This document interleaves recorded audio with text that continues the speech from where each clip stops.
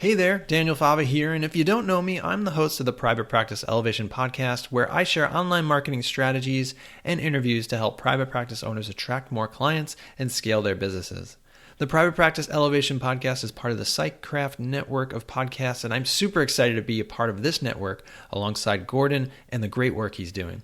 If you haven't discovered the Private Practice Elevation podcast yet, you can find it wherever you listen to your podcasts. I'd love for you to join me as we explore topics like building an effective website for your private practice, search engine optimization, content marketing, and copywriting, as well as my conversations with experienced private practice owners about scaling a practice, outsourcing, team leadership, and all things that will help you elevate your business and create the life you love. Be sure to check us out at privatepracticeelevation.com for resources and content to help you in your online marketing journey. A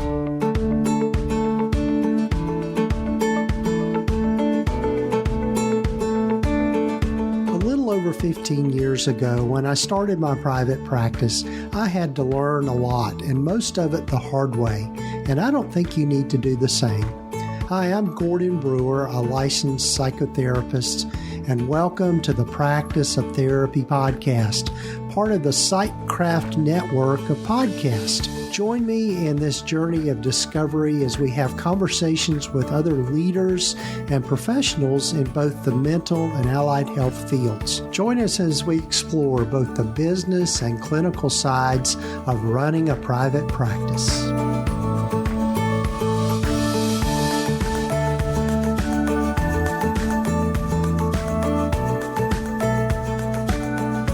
Hello, folks, and welcome to the podcast. And this is episode number 253. And you might have noticed in the title of this particular episode that it says something about part 1. Well, part 2 is coming next week with episode number 254. And you're really in for a treat with this particular interview, this two-part interview. These episodes are just a little bit longer than I normally do, but I think once you hear my guest, Dr. Clifton Mitchell, you'll see why I wanted to keep it all in there. Dr. Mitchell was one of my former graduate school professors, and he was by far one of my favorites, and I look forward to going to every one of his classes, and I wish I could have taken more from him, but he is just absolutely fascinating and one of the most engaging people you'll ever meet in terms of really being able to learn a lot of great stuff. And in this particular episode, we're going to be talking about his newer book called Programming the Mind for Habit Change and Success. And if you don't know about priming, and it was something that was fairly new to me, the concept, I think it's going to change your mind about some things. But anyway, you're going to hear more about this. And also would love for you to check out some of his other book, and that is on treating the highly resistant client. And that's one of the books he's probably best well known for.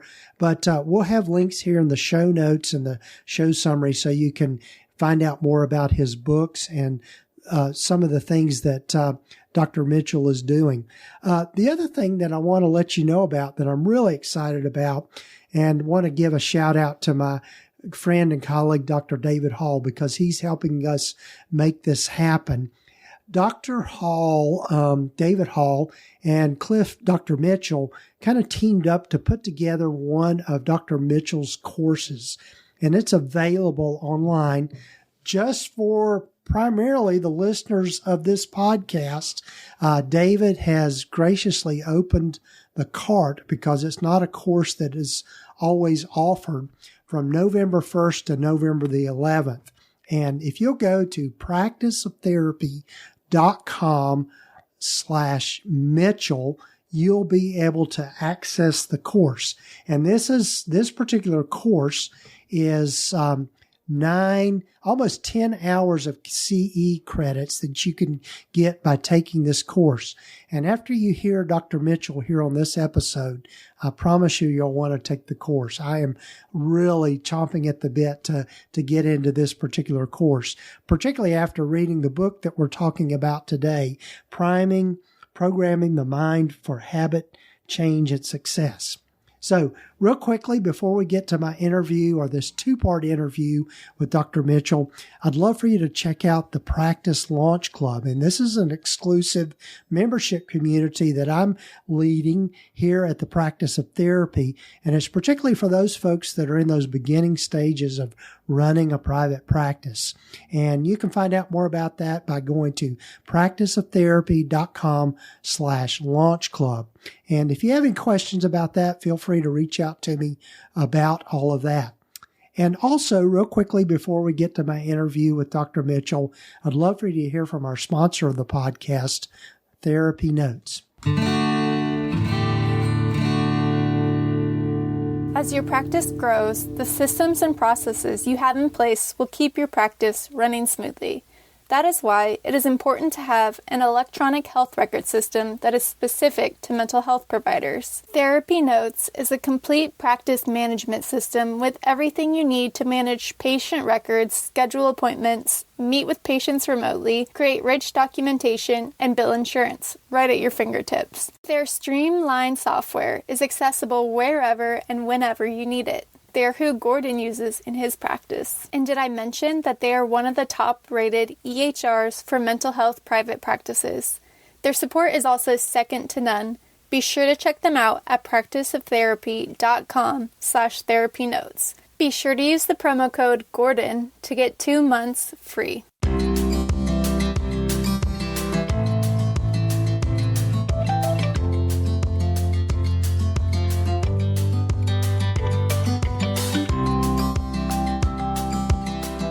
Well, hello, folks, and welcome to the podcast. And, you know, I have been looking forward to doing this interview for a couple of years now and have just procrastinated, but I'm finally doing it, getting to talk with my old college professor and friend, Dr. Clifton Mitchell. Welcome, Cliff, to the podcast. Thank you. I appreciate it, Gordon. Yes. You folks are in for a treat today with listening to Cliff. I can honestly say, and I'm not trying to butter you up here, Cliff, but I really did look forward to every one of your classes that I took. And it was just so much fun. And you make all of this, just learning about the clinical stuff and just the logic of it all and everything, just very digestible. So I'm glad to have you on here. So as I start with everyone, tell folks a little bit about yourself and how you've landed where you've landed and that sort of thing. Well, it's a little bit of a long story, but let me back up and go chronologically, and I'll try to do this quickly so as not to bore you. Prior to becoming a college professor, I did some motivational speaking for a while, and I did motivational speaking on a topic that I call dominant thought theory, but basically says your mind is always moving in the direction of the current dominant thought, whether you say it in the positive or the negative. Then I went and became a college professor for years, and through a series of events, basically I was asked to do a training on resistance, and I went and did it at a conference, and people started coming and asking me to do trainings.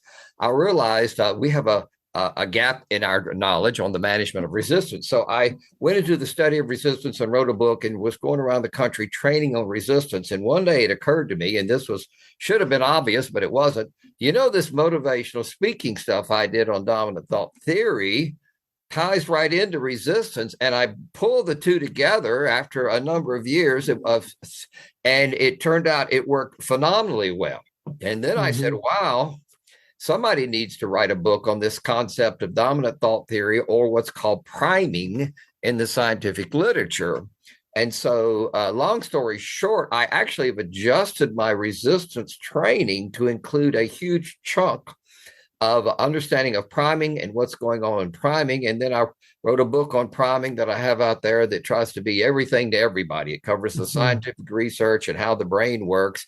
And then it tells you how to use this as a self-help tool for yourself. And there's also a chapter in it for therapists on understanding that you are priming your clients in your therapeutic dialogue.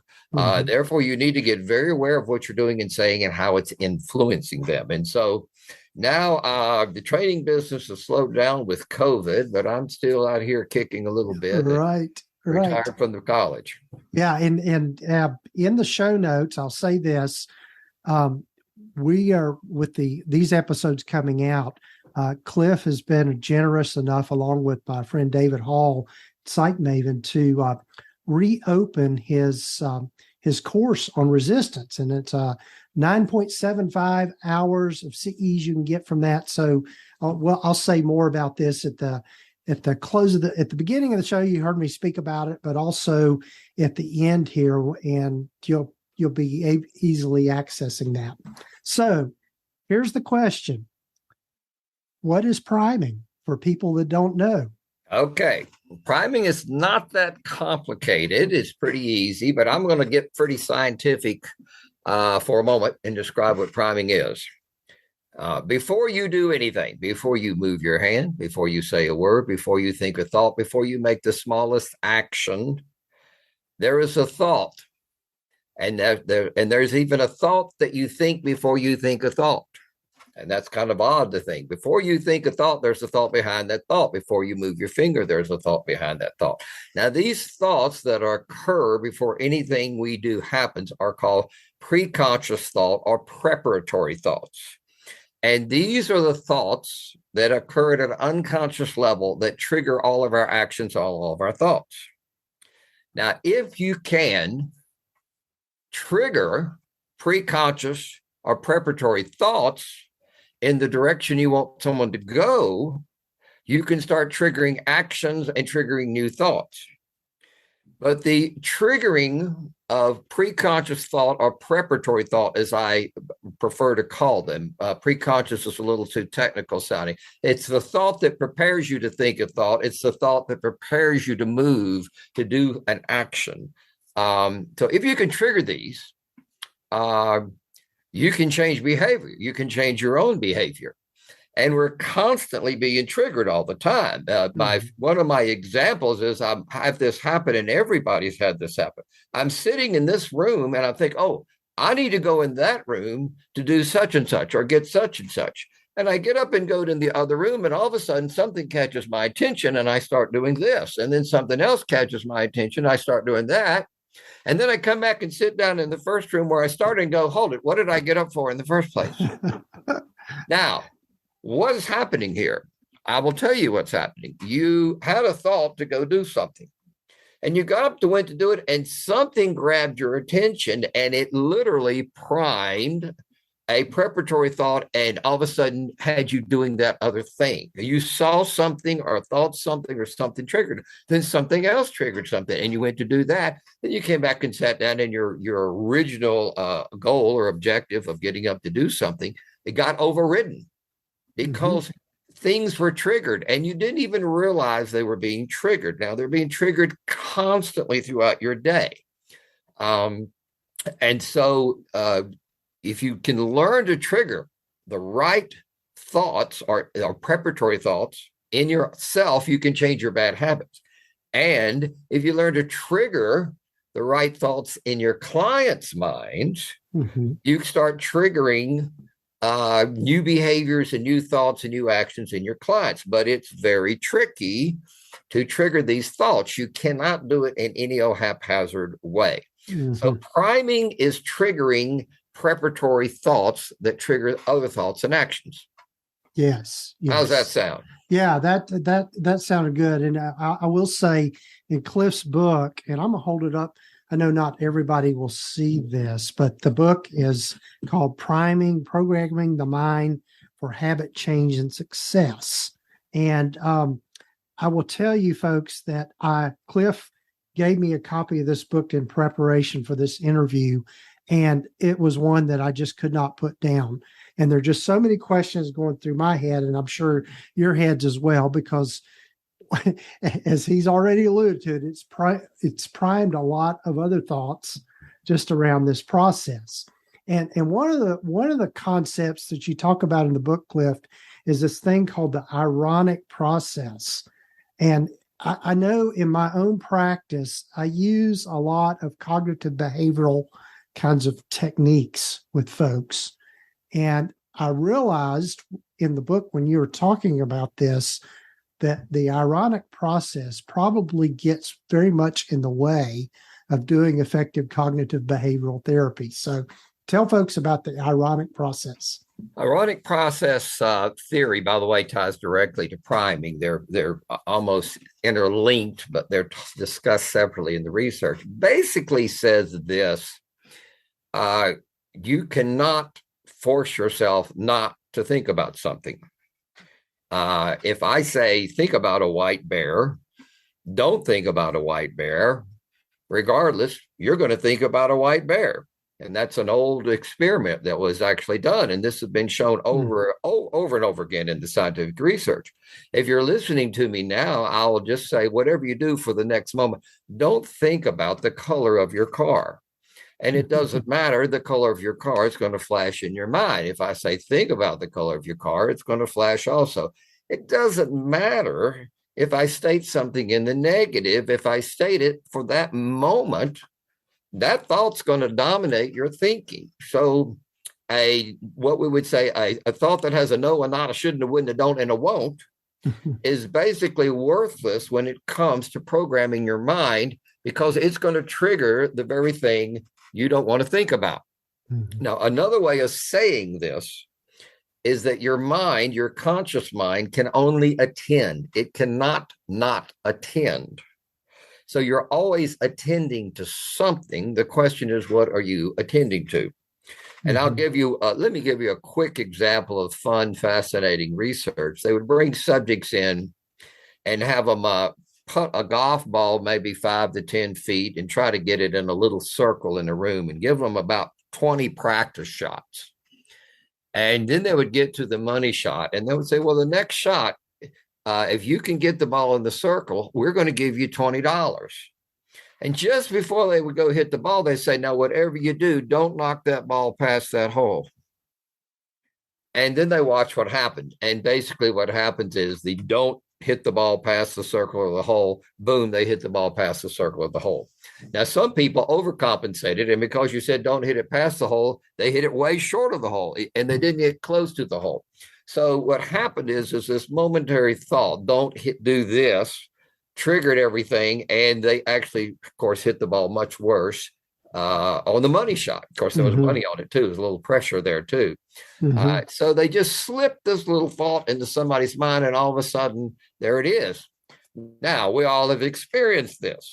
You've got a worry, something you're obsessing about, and you're laying in bed. And if you say to yourself, don't think about this, quit thinking about this, it doesn't work. It's impossible.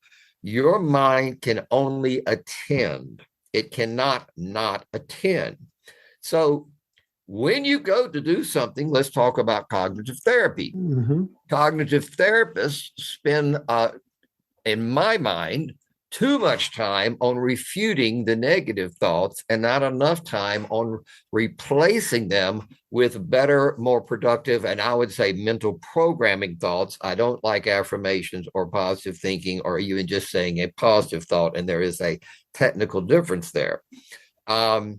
The more you sit and talk about this negative cognition, the more you're feeding that negative cognition.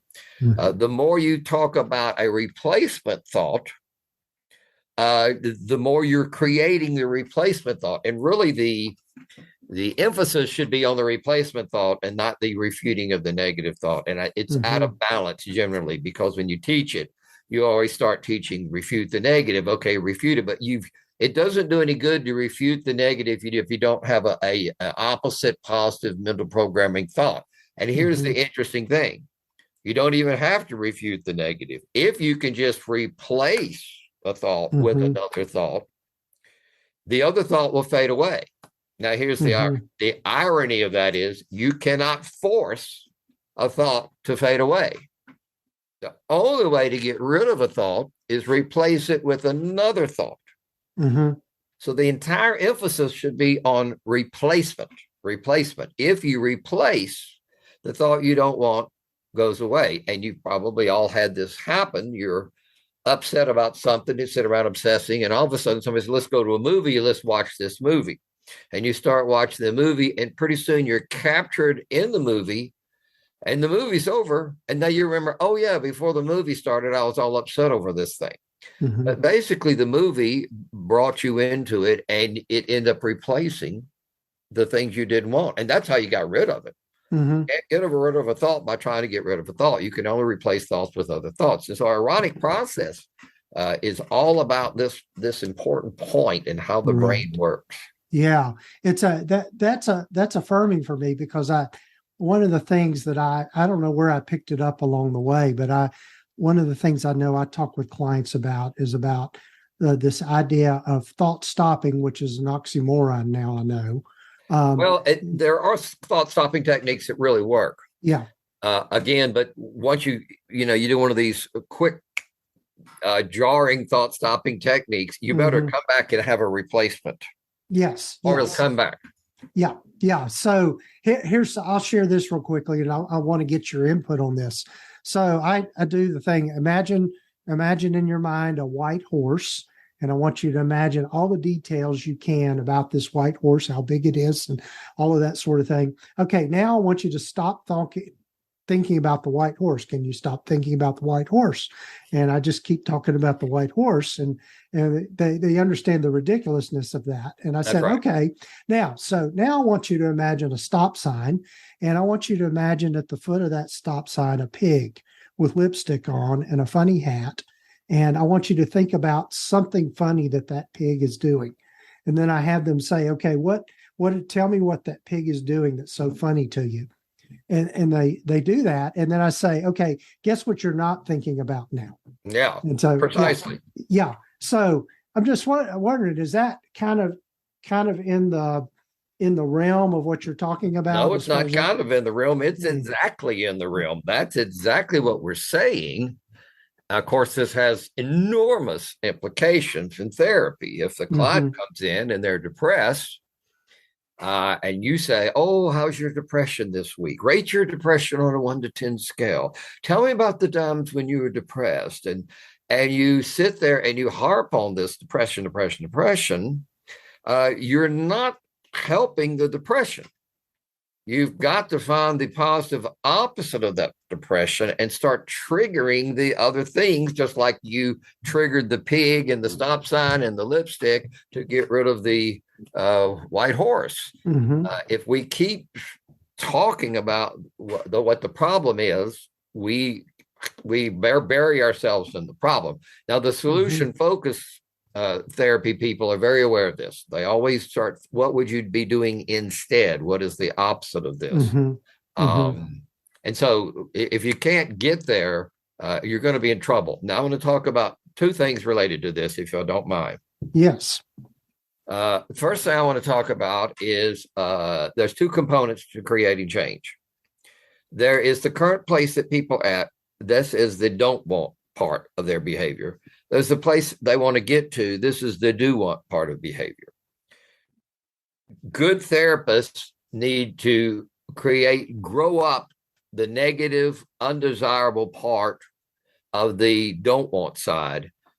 But you also, which we spend a lot of time on that, but you also need to create a get to place in your dialogue, in your language, as you're talking to the client.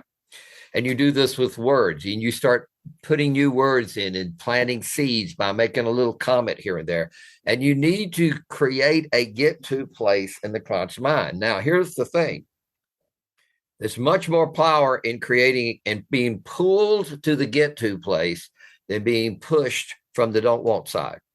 A pull is always more pleasant than a push.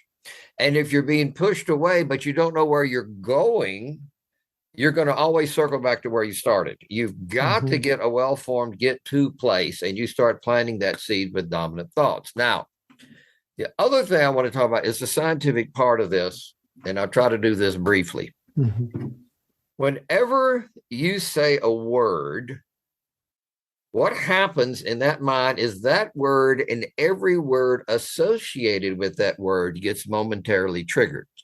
In other words, how do we understand these words I'm saying right now? When you hear the word, your brain sends out these little neuron feelers to all the meanings and associations to that word, and you get a meaning out of it.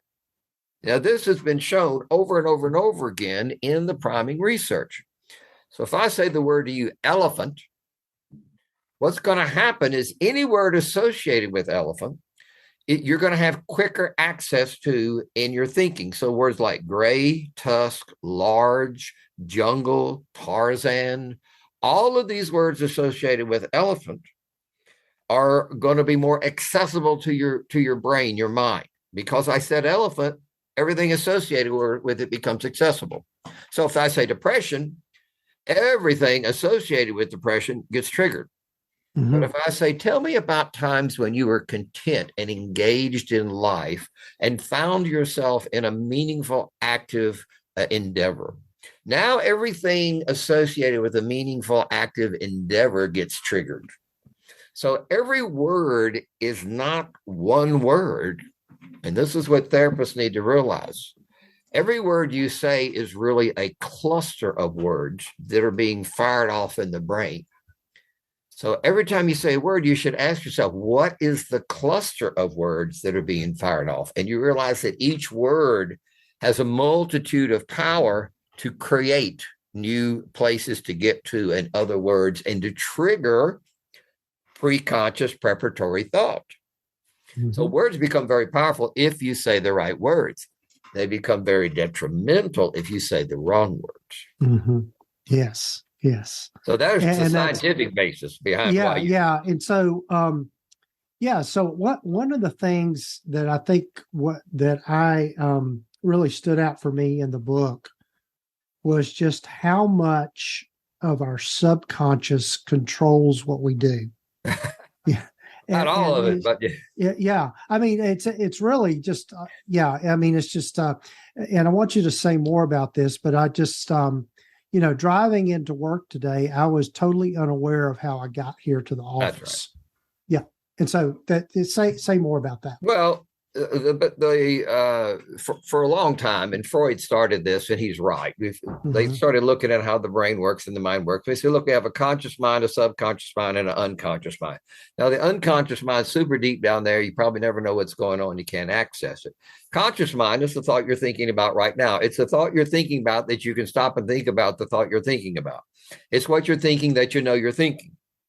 Now, the subconscious mind is doing everything else that you're doing that you don't know you're doing when you're doing it. Like it's moving my hands right now. It's also thinking before I say every single word I'm saying to you at this moment. My subconscious is processing what those words are going to be before they even come out of my mouth. And it's doing that at lightning speed. It's also telling my eyes when to blink, my heart when to beat, my lungs when to breathe, and digesting the food in my stomach. So it's doing a multitude of processes behind the scene. And this is quite wonderful, because we don't have to stop and think about it.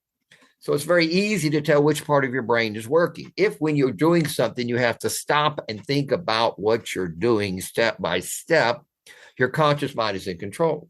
But if when you're doing something, you can actually be thinking about something else, your subconscious mind is in control. Now, when we look at our behavior, probably 99% plus of what we do every day is actually subconscious mind behavior.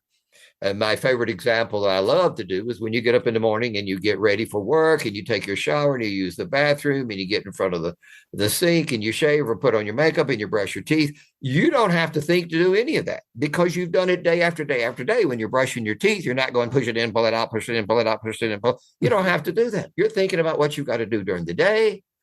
You're thinking about your planning. You're wondering about this. You're wondering about that. You're on automatic pilot. We're all on automatic pilot. And this is why many times we leave the bathroom and walk down the hall and stop and think, did I brush my teeth? You can't even remember if you brushed your teeth. And it's the same thing as you drive to work, the same pattern. And you get there and you have no recollection. Your conscious mind was off in la la land and subconscious mind was driving the car. And it does a great job most of the time until you get in the car and you want to go somewhere else.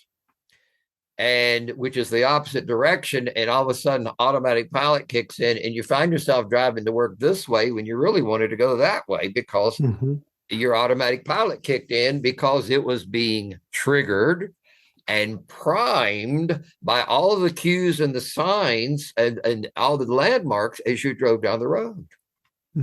Happens to us all the time. It's all evidence of the subconscious mind, which controls 99+% of our behavior, which when applied to therapy says this: therapists should be talking to the subconscious mind, because that's what's controlling behavior.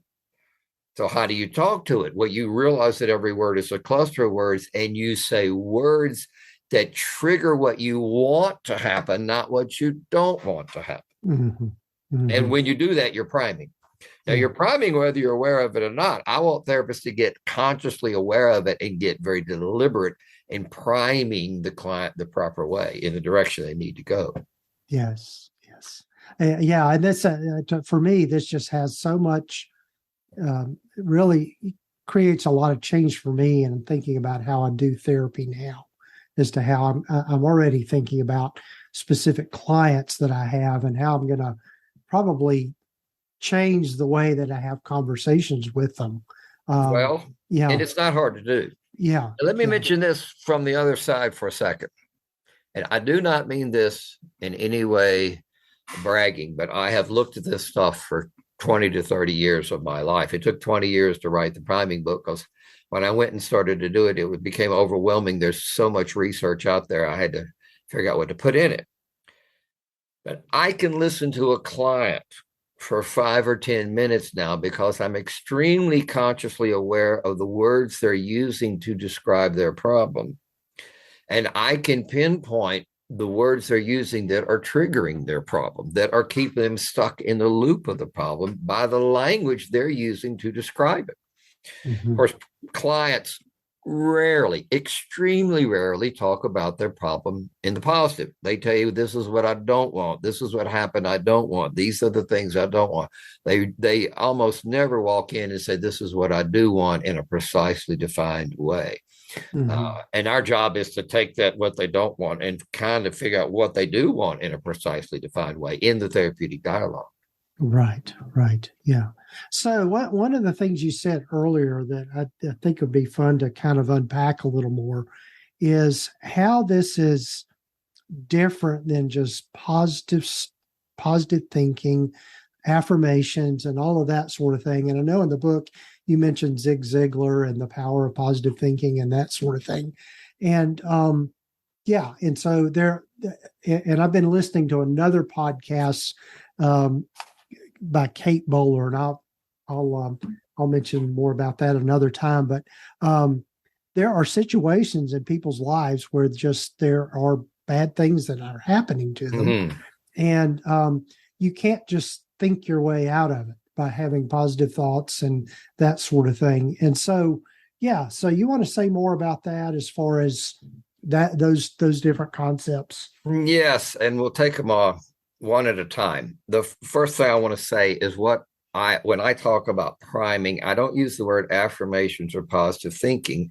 I use the word mental programming, because I want you to realize the language you're using to talk to yourself is the programming language of your mind. So you are mentally programming your mind just like you would use a computer language to program a computer, because the mind is also a binary triggering switches type of organ, believe it or not. It works very much like a computer. So let's do a positive thinking. Now, you have to be careful here, but let me just say this. The typical idea of positive thinking is that this will work out.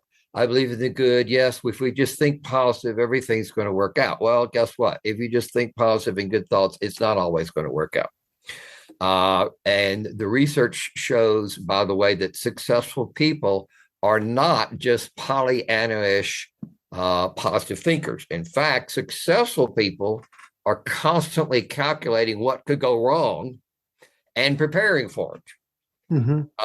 This is how they're successful. They say, well, it's even the smallest thing. We're going to have a picnic. What if it rains? Well, we need to be able to get this in here and have a shelter and have a backup place to go. They're not just saying, let's just be positive and hope it doesn't rain the day of the picnic. Think positive and what right now. They're always planning for what could go wrong and preparing for it. And that makes them successful. Successful people are not Pollyanna-ish. Yes, it'll work out. Just think positive, have faith, this and that, because it doesn't. It doesn't always work out, and you can't assure that. And that's the downside of positive thinking. And research, hardcore research on positive thinking, it backfires on people. And it's many times too fantastical. It's too mythical. It's too hopeful in the midst of in reality. Now, affirmations is another nice, often used word, and I don't use it because so much of the affirmations that are out there are just mythical hogwash. It's just not going to happen. I would, in my book, I talk about them, and I literally went online in 5 or 10 minutes. I found an enormous amount of affirmations, and I boohoo them. For example, I am aligned with the energy of abundance. Well, what is this energy of? What does aligned with this energy mean? What are you telling your brain? I don't know what that means. Your brain goes, what are you talking about? What is the energy of abundance? Abundance flows into my life with ease and grace. Oh, isn't that nice? Things are going to come to me and I don't have to do anything. Oh, isn't that miraculous? Or the universal creative force supports and empowers me to successfully fulfill my life's purpose. Well, I don't know if the universe is thinking about you that much, So the problem with so many affirmations is they do not program the mind and trigger any action in your mind. They're not telling your mind what I want you to do for me. They're not providing it guidance and direction to trigger preconscious thought that triggers actions and thoughts. They're mythical. They're hopeful.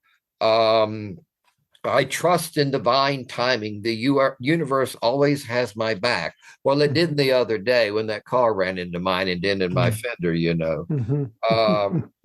Here's a great one. My fears of tomorrow are simply melting away. Oh, they are. Wow. And by the way, you said my fears. And guess what happened when you started that with my fears? You just triggered all your fears because the word my fears is going to instantly link back into your mind with all your fears. Today I will not stress over things I can't control. Well, look at the wording. I will not stress. You just sent your mind to the things you're stressing over with that thought. And if you were to repeat this and say, I will not stress over the things I can't control, we have to go back to ironic process. You cannot not stress. If you're talking about stress, you're creating stress. Okay.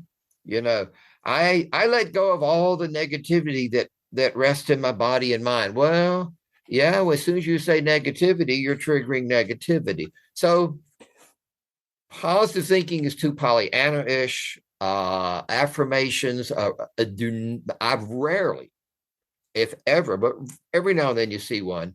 Every now and then I see an affirmation that is good mental programming. Yes. But they don't direct the mind. They don't say, trigger this, send me in this direction, trigger these thoughts, trigger these actions. They're not programming the mind to do anything. In fact, many of them are saying, I don't have to do anything, and it's going to mythically happen. And it doesn't. Yeah. It may or it may not, but you're not going to, for sure, program anything, any action in your own mind.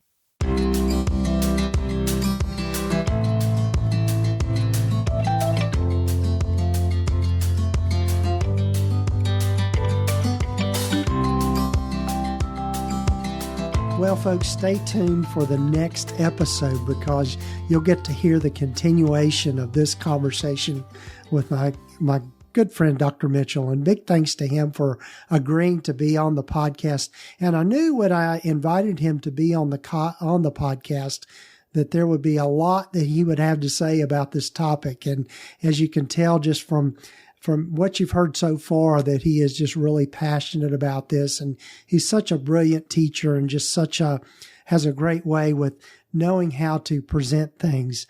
And also, I'd love for you to check out his website. And it's just cliftonmitchell.com. And you can find out ways to get his book, Programming the Mind for Habit Change and Success, and also his other book on treating the resistant client. And if you liked what you have heard so far, take advantage of this limited time for his course Overcoming Resistance and Priming for Change. It's a masterclass on the power of language and the therapeutic dialogue towards superior client outcomes. And again, big thanks to Dr. David Hall for opening up the doors for this course. It's not usually offered all the time. And so with this particular course, you can get 9.75 hours of continuing education credit, almost 10 hours, by just taking this online course and then taking the quiz at the end, and you can get those CE credits. And it's an NBCC approved course. So the hours should be good for most people in most situations. So I invite you to check that out by going to practiceoftherapy.com/Mitchell. And you can access that course by using that link. And go ahead and if you're hearing this during the first part of November, go ahead and register, because the course will be closing on November the 11th, 2022. And I know that this course might be available later, but here it is in November, and you need some continuing education credits. This is a great one to learn from. So again, big thanks to Dr. Mitchell for joining me in this first part of the episode. And stay tuned for next week when you get to hear part 2, where we pick up our conversation. And we also talk in that particular episode more about clinical application and how you can use these concepts about priming with your clients and have more effective outcomes. So be sure and stay tuned for that episode. And also, I'll mention again here before we close out, the Practice Launch Club. And I'd love for you to know more about that by going to practiceoftherapy.com/launch club. And love for you to join me in that community. And again, big thanks to our sponsor of the podcast, TherapyNotes. And you can find out more about them by going to practiceoftherapy.com/therapynotes. So thanks again, folks, for joining me for this episode. Sorry it was a little bit longer, but I think it was worth the stay. So tune in next week for part 2 of this particular episode with Dr. Clifton Mitchell.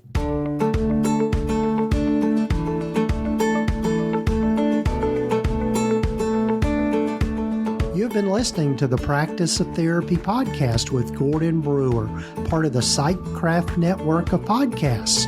You can find out more about the other great podcasts in the network by visiting psychcraftnetwork.com. And if you haven't done so already, please visit us at practiceoftherapy.com and get your free private practice startup guide, along with a lot of other great resources and webinars and free things just by visiting. Also, be sure to follow us wherever you might be listening to your podcasts. This podcast is intended to be educational in purpose and is not intended to give legal, accounting, or counseling advice. If you need a professional, find the right person for that.